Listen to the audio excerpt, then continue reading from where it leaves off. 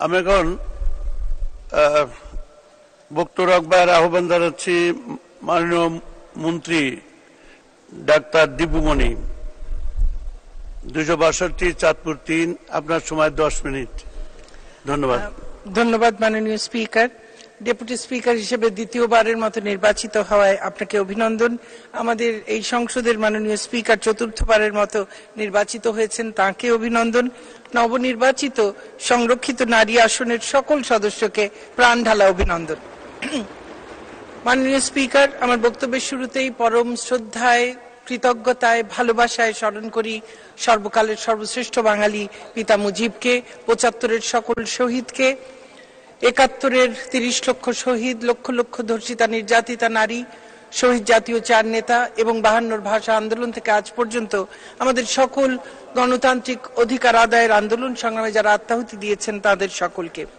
মাননীয় স্পিকার, আমার প্রাণপ্রিয় নেত্রী, আমার দলীয় মনোনয়ন বোর্ড, আমার চাঁদপুর 3-এর সকল আওয়ামী পরিবারের নেতা কর্মী সমর্থক, সর্বোপরি সকল সম্মানিত ভোটারের কাছে আমার গভীর কৃতজ্ঞতা চতুর্থবারের মতো এ মহান সংসদের সদস্য হবার সুযোগ প্রদানের জন্য।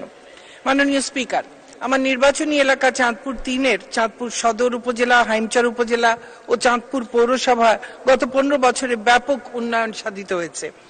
আমি বঙ্গবন্ধু কন্যাকে কৃতজ্ঞতা জানাই, ধন্যবাদ জানাই সংশ্লিষ্ট সকল মন্ত্রণালয়ের দায়িত্বে থাকা সকল মন্ত্রীবর্গকে, যাদের সহযোগিতা পেয়েছি সবসময়।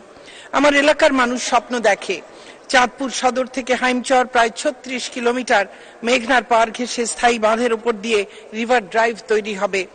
আমাদের সেই সমুদ্রের পাশ দিয়ে যে দারুণ আমাদের পথ আছে তার মতো করে তারা স্বপ্ন দেখেন চাঁদপুর শহরের 4টি বড় খালকে ঘিরে গড়ে উঠবে হাতির ঝিলের আদলে একটি প্রকল্প। তারা স্বপ্ন দেখেন ইলিশ, আমার পদ্মা, মেঘনা, ডাকাতিয়ার সঙ্গমস্থল, অপরূপ সুন্দর চরাঞ্চল, এর সবগুলো ঘিরে একটি পর্যটন এলাকা গড়ে উঠবে। আমাদের হাইমচরের বিশেষ অর্থনৈতিক অঞ্চলটির দ্রুত বাস্তবায়নও আমরা চাই, তাহলে শিল্পায়ন হবে, হবে ব্যাপক কর্মসংস্থান। আমরা চাই কুমিল্লা চাঁদপুর সড়কটি 4 লেনে উন্নীত করা হোক। আমাদের শহরের স্বল্প আয়ের মানুষের জন্য আমরা চাই আবাসন প্রকল্প, আমরা চাই নতুন বাজার পুরান বাজার দ্বিতীয় সেতু। মাননীয় স্পিকার, মহামান্য রাষ্ট্রপতি তাঁর বক্তৃতায় বাংলাদেশ যে অপ্রতিরোধ্য গতিতে এগিয়ে চলেছে তার কথা তুলে ধরেছেন, তাকে আন্তরিক ধন্যবাদ। আমি সমাজ কল্যাণ মন্ত্রণালয়ের কিছু বিষয় তুলে ধরতে চাই। দেশের দুস্থ, দরিদ্র, অবহেলিত, অনগ্রসর, সুবিধা বঞ্চিত এবং সমস্যাগ্রস্ত পশ্চাৎপদ জনগোষ্ঠীর জন্য টেকসই নিরাপত্তা বেষ্টনী নিশ্চিত করার লক্ষ্যে সমাজ কল্যাণ মন্ত্রণালয়ের মাধ্যমে বর্তমানে দেশব্যাপী বিভিন্ন দারিদ্র্য বিমোচন ও সামাজিক নিরাপত্তামূলক কর্মসূচি বাস্তবায়িত হচ্ছে। বাংলাদেশের স্থপতি, সর্বকালের সর্বশ্রেষ্ঠ বাঙালি জাতির পিতা বঙ্গবন্ধু শেখ মুজিবুর রহমানের মৌলিক অবদানের উপর ভিত্তি করেই আজকের সমাজ কল্যাণ মন্ত্রণালয় ও সমাজ সেবা অধিদপ্তর দাঁড়িয়ে আছে। 1972 থেকে 75 এই স্বল্পকালীন সময়ে তিনি বাস্তবায়ন করেছিলেন প্রথম পঞ্চবার্ষিক পরিকল্পনা, বাংলাদেশ পরিত্যক্ত শিশু অধ্যাদেশ 1972, SOS শিশুপল্লী স্থাপন, অনাথ শিশুদের জন্য আন্তঃরাষ্ট্রীয় দত্তক প্রদান প্রকল্প, বীরাঙ্গনা নারীদের পুনর্বাসনে নারী পুনর্বাসন বোর্ড, এতিম শিশু ও দুস্থ নারীদের জন্য কেয়ার এন্ড প্রোটেকশন সেন্টার। সামাজিক নিরাপত্তা নিশ্চিতকরণকে রাষ্ট্রের সাংবিধানিক দায়বদ্ধতায় আনয়নের জন্য তিনি গণপ্রজাতন্ত্রী বাংলাদেশের সংবিধানে 15 ঘ অনুচ্ছেদ সন্নিবেশিত করেন, যা ছিল একটি মাইল ফলক পদক্ষেপ। জাতির পিতার হাত ধরেই স্বাধীন বাংলাদেশে 1974 সালে প্রথম সুদমুক্ত ক্ষুদ্র ঋণ সেবা বা পল্লী সমাজ সেবা কার্যক্রম এবং নারী বান্ধব পল্লী মাতৃকেন্দ্রের সূচনা ঘটে। বঙ্গবন্ধুর সোনার বাংলা গড়ার স্বপ্ন বাস্তবায়নে মাননীয় প্রধানমন্ত্রী শেখ হাসিনা দেশে আধুনিক সামাজিক নিরাপত্তা কর্মসূচির প্রবর্তন করেন। তিনি প্রবর্তন করেন বয়স্ক ভাতা, বিধবা ও স্বামী নিগৃহীতা মহিলা ভাতা, বীর মুক্তিযোদ্ধা সম্মানী ভাতা, প্রতিবন্ধী ভাতা, আশ্রয়ন প্রকল্প, শিক্ষা উপবৃত্তি, প্রতিবন্ধী শিক্ষা উপবৃত্তি, হিজড়া ভাতা, বেদে অনগ্রসর জনগোষ্ঠীর বিশেষ ভাতা, দুরারোগ্য ব্যাধিতে আক্রান্ত দরিদ্র রোগীদের আর্থিক সহায়তা, চা শ্রমিকদের জন্য আর্থিক সহায়তা, ভিজিডি, ভিজিএফ সহ নানান কর্মসূচি। বঙ্গবন্ধুর সুযোগ্যা কন্যা প্রধানমন্ত্রী শেখ হাসিনার সুদূর প্রসারী চিন্তা চেতনা প্রতিফলিত করতে 2015 সালে প্রণীত হয়েছে জাতীয় সামাজিক নিরাপত্তা কৌশলপত্র। মাননীয় প্রধানমন্ত্রীর 10টি বিশেষ উদ্যোগের মধ্যে সামাজিক নিরাপত্তা কর্মসূচি অন্যতম। মাননীয় স্পিকার, শিশুদের সুরক্ষায় প্রাতিষ্ঠানিক কার্যক্রমের মাধ্যমে বার্ষিক প্রায় 1,20,000 সুবিধাবঞ্চিত শিশুদের মৌলিক চাহিদা পূরণের পাশাপাশি উন্নত শিক্ষা, স্বাস্থ্য, প্রশিক্ষণ, বিনোদন ও তাদের পরিপূর্ণ বিকাশ নিশ্চিত করার কাজ চলছে। মাননীয় স্পিকার, আমাদের সামাজিক যে কার্যক্রমগুলো, তার মধ্যে সমাজ কল্যাণ মন্ত্রণালয়ের সমাজসেবা অধিদপ্তরের 1039টি ইউনিট অফিসের মাধ্যমে সামাজিক নিরাপত্তা কর্মসূচি সহ যে 54টি কার্যক্রম পরিচালিত হয়, তার প্রত্যক্ষ বার্ষিক উপকারভোগীর সংখ্যা 1,89,00,000, যা দেশের মোট জনগোষ্ঠীর প্রায় 11%। মাননীয় স্পিকার, সামাজিক নিরাপত্তা বেষ্টনীতে জেন্ডার সমতা নিশ্চিতে সমাজ কল্যাণ মন্ত্রণালয়ের উদ্যোগে এর প্রায় প্রতিটি কার্যক্রমে নারীর হিস্সা সুনির্দিষ্ট করা হয়েছে। প্রতিবন্ধী ব্যক্তিদের উন্নয়নের মূলধারায় সম্পৃক্ত করতে আওয়ামী লীগ সরকার 1999 সালে জাতীয় প্রতিবন্ধী উন্নয়ন ফাউন্ডেশন, 2014 সালে নিউরো ডেভেলপমেন্টাল প্রতিবন্ধী সুরক্ষা ট্রাস্ট ও 2019 সালে বাংলাদেশ রিহ্যাবিলিটেশন কাউন্সিল স্থাপন করেছে।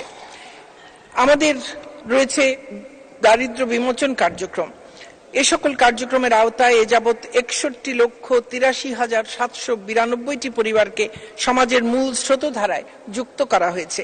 এছাড়াও স্মার্ট বাংলাদেশ বিনির্মাণে যুব শ্রেণীর ব্যাপক কর্মসংস্থান নিশ্চিত এবং প্রশিক্ষণ কার্যক্রমকে NTVQF লেভেল 1 থেকে 6-এ উন্নীত করার লক্ষ্যে সমাজসেবা অধিদপ্তর দেশের 80টি শহর সমাজসেবা কার্যালয়ের প্রশিক্ষণ কার্যক্রমকে বাংলাদেশ কারিগরি শিক্ষা বোর্ডের অনুমোদন ক্রমে দক্ষতা উন্নয়ন প্রশিক্ষণ কেন্দ্রে রূপান্তর করেছে।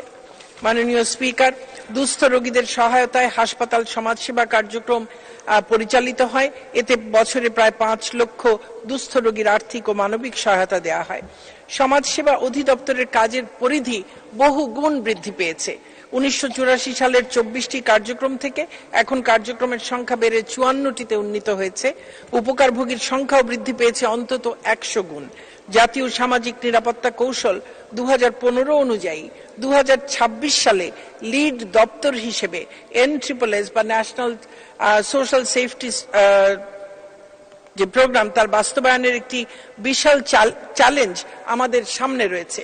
এই চ্যালেঞ্জ মোকাবেলায় ও স্মার্ট বাংলাদেশ গড়ার অগ্রযাত্রায় সম্মুখ যোদ্ধা হিসেবে অংশ নিতে এ দপ্তরের জনবল কাঠামো জরুরিভাবে আমাদের সংস্কার করা প্রয়োজন, ঢেলে সাজানো প্রয়োজন। আমাদের সুষম এবং অন্তর্ভুক্তিমূলক ব্যাপক উন্নয়ন প্রকল্প গ্রহণ এবং যেখানে প্রয়োজন সেখানে সম্প্রসারণের জন্য বাজেট বরাদ্দ যৌক্তিকভাবে বৃদ্ধি করা প্রয়োজন। মাননীয় স্পিকার, আজকে ভাষার মাসের শেষ দিন, আর আগামীকাল থেকে শুরু হচ্ছে আমাদের স্বাধীনতার মাস। আমাদের ভাষার মাস, সেই ভাষা আন্দোলন শুরু হয়েছিল কিন্তু ন্যায্যতার ভিত্তিতে। আমরা আমাদের ন্যায্য অধিকার চেয়েছিলাম। আমরা জনসংখ্যায় আমরা ছিলাম 56% আমাদের মাতৃভাষাকে আমরা অন্যতম রাষ্ট্রভাষা হিসেবে চেয়েছিলাম। সেটি ছিল একটি ন্যায্য দাবি। 1966 সালেও আমরা চেয়েছিলাম ন্যায্যতা। আমরা 6 দফার মধ্য দিয়ে ন্যায্য দাবি করে তুলেছিলাম। 1971 ছিল আমাদের ন্যায্যতার প্রশ্নে, এবং বঙ্গবন্ধু তার 7 মার্চের বক্তৃতাতেও বলেছিলেন, ন্যায্য কথা তা যদি একজনও বলে তাও আমরা সেটি শুনব। আমরা 2009 সালে ন্যায্যতার ভিত্তিতেই আমাদের সমুদ্র সীমা সেটিকে চূড়ান্তকরণের কাজটি হাতে নিয়েছিলাম এবং আন্তর্জাতিক আইনের আওতায় আমরা সেটি নিষ্পন্ন করেছি এবং আমাদের মাননীয় প্রধানমন্ত্রী বঙ্গবন্ধু কন্যার নেতৃত্বে আমাদের সেই সমুদ্র জয়ের একটি বিশাল অর্জন হয়েছে। আজও কিন্তু শেখ হাসিনা ন্যায্যতার প্রশ্নে অটল। নাগরিকদের ন্যায্য অধিকার প্রতিষ্ঠায় নিরলসভাবে তিনি কাজ করছেন। আমরা আজকে দেখি প্রায়শই, প্রায় প্রতিদিনই, যারা তাদের রাজনৈতিক অধিকার নিয়ে টক শো আর সাংবাদিক সম্মেলনের টেবিলে উত্তাপ ছড়ান, তাদেরকেও কিন্তু এই দেশে ন্যায্যতার ভিত্তিতেই চলতে হবে। মাননীয় স্পিকার, তাদেরকে বলবো যে তারা আগুন সন্ত্রাস করবেন, তারা জঙ্গিবাদকে প্রশ্রয় দেবেন, আশ্রয় দেবেন, মানুষের শান্তি আর নিরাপত্তার অধিকার তারা কেড়ে নেবেন, তারা হাওয়া ভবন, খোয়াব ভবন করবেন, তারা গ্রেনেড হামলা করে আমাদেরকে নিশ্চিহ্ন করে দেবার অপচেষ্টা চালাবেন, তারপরে আবার ভোট না করেই ক্ষমতায় যাবার আবদার ধরবেন। এর কোনোটি কিন্তু ন্যায্য নয়। এটি অন্যায্য শুধু নয়, এটি অন্যায়, এটি অপরাধ। সে কারণেই তাদেরকে বাংলার মানুষ প্রত্যাখ্যান করেছে চূড়ান্তভাবে। মন্ত্রী 2 মিনিট। মহামান্য রাষ্ট্রপতি তার যে বক্তৃতা দিয়েছেন এই সংসদের গোড়ায়, সেদিন তিনি আহ্বান জানিয়েছেন সবাইকে আমাদের দায়িত্বশীল হতে হবে। আমরা সরকারে থাকি, বিরোধী দলে থাকি, কিংবা সরকার বা বিরোধী দল আমাদের যে এই সংসদীয় গণতান্ত্রিক পদ্ধতিতে এই যে ব্যবস্থা রয়েছে তার বাইরেও অনেক দল রয়েছে, সেখানেও যদি থাকি, যেখানেই থাকি, আমাদের সকলকেই দায়িত্বশীল হতে হবে। আমাদেরকে শান্তি বজায় রাখতে হবে, কারণ বঙ্গবন্ধু কন্যা বারবার বলেন, এবং এটিই বাস্তবতা, শান্তি থাকলে উন্নয়ন সম্ভব, যেটি তার গত 15 বছরে তিনি প্রমাণ করেছেন। স্থায়ী স্থিতিশীলতা থেকেছে, শান্তি থেকেছে, এবং তিনি যদিও অশান্তির অনেক প্রচেষ্টা ছিল, কিন্তু তিনি যখন প্রয়োজন হয়েছে শক্ত হাতে তা দমন করেছেন। কাজেই যারা অশান্তি সৃষ্টি করতে চেষ্টা করেছে তাদেরকেও বুঝতে হবে যে শান্তি দেশের মানুষ চায়, কাজেই অশান্তি সৃষ্টি করা যাবে না। আসুন সবাই মিলেই আমরা আমাদের উন্নয়নের অগ্রযাত্রাকে আমরা অব্যাহত রাখি। আসুন সকলে মিলে শেখ হাসিনার নেতৃত্বে আমরা এগিয়ে যাই 2041-এর উন্নত, সমৃদ্ধ, সুখী, শান্তিময়, স্মার্ট বাংলাদেশ গড়তে পিতা মুজিবের সোনার বাংলাদেশ। কারণ আমরা তো তাঁরই ইতিহাস প্রেরণায় বাংলায় পথ চলি। চোখে নীল আকাশ, বুকে বিশ্বাস, পায়ে উর্বর পলি। জয় বাংলা, জয় বঙ্গবন্ধু, বাংলাদেশ চিরজীবী হোক। ধন্যবাদ, ধন্যবাদ মাননীয় মন্ত্রী, আপনাকে অসংখ্য ধন্যবাদ।